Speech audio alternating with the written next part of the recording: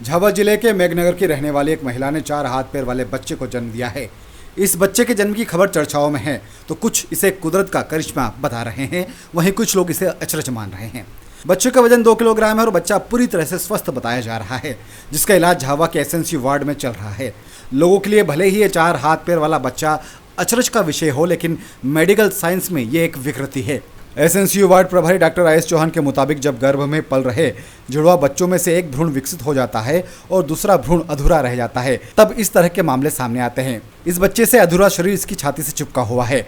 Medical science में इस तरह के मामले को इनकम्प्लीट थेरेगोफेगस कहा जाता है। ये क्या होता है कि जो ट्विंस बेबी होते हैं उसमें जो छाती से जुड़ जाते हैं, तो 2 बच्चे हैं, 2 जुड़े हुए हैं। जुड़ने से क्या होता है कि इसमें एक बच्चा पूरा विकसित हो गया है और एक रेडीमेड हो गया, मतलब वो पूर्ण विकसित नहीं हुआ, खाली उसके हाथ और पैर अपर लिम्ब और लोअर लिम्ब बने हैं और वो छाती के यहाँ से जुड़ गए हैं। तो इस कंडीशन को मेडिकल की हमारी भाषा में इनकम्प्लीट थोरेगोफेगस बोलते हैं।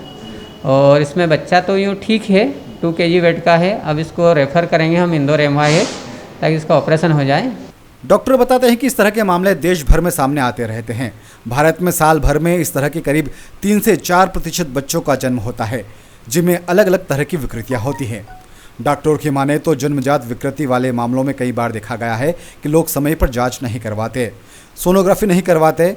समय पर जांच हो जाए तो इस तरह के मामलों को रोका जा सकता है ताकि बच्चा और परिवारजन परेशान ना हो। इस मामले में भी महिला की जांच करवाई गई, टीके भी लगवाए गए, लेकिन महिला की सोनोग्राफी एक भी बार नहीं हुई। अगर समय रहते पूरी जांच हो तो विकृति वाले बच्चे के जन्म को रोका जा सकता है, जबकि गर्भवती महिलाओं के लिए कई जांचें सरकारी अस्पताल में निःशुल्क होती हैं। ये लड़की है। क्या हुआ इसको? इसको लड़का हुआ। हाँ, कैसा हुआ? तो 4 हाथ 4 पैर और जुड़ा है छाती पे। यहाँ ला क्या है? यहाँ लेके आया, वहाँ मेघनगर हुए, वहाँ से इधर भेजवाया झाबुआ, इधर यहाँ झाबुए में है। जांच वाच नहीं करी थी? जाँच तो टीका वीका करवाया होंगे। सोनोग्राफी करा? सोनो का करा फिर नहीं कराई शायद। तो सरकार सोनोग्राफी नहीं करी, फिर क्यों नहीं करती आपने? ये अब इस ससुराल में मेरे को कोई पता नहीं है।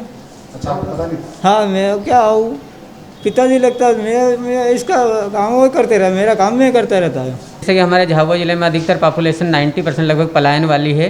तो ये बच्चा जो हुआ है इसकी ये लग रहा है कि इसका ANC चेकअप पूरी तरीके से हुआ नहीं है और इसकी सोनोग्राफी नहीं हुई है।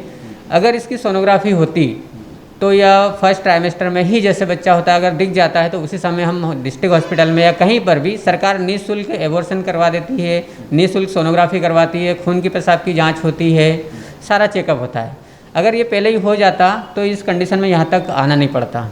डॉक्टर चौहान बताते हैं कि झाबुआ जैसे आदिवासी बहुल जिले में सरकार बेहतर स्वास्थ्य सुविधाओं के लिए लगातार प्रयास कर रही है, लेकिन कई बार लोग जागरूकता के अभाव में जांच नहीं करवाते, सोनोग्राफी नहीं करवाते। इस तरह के मामलों में फोलिक एसिड और आयरन की कमी बड़ी वजह बनती है।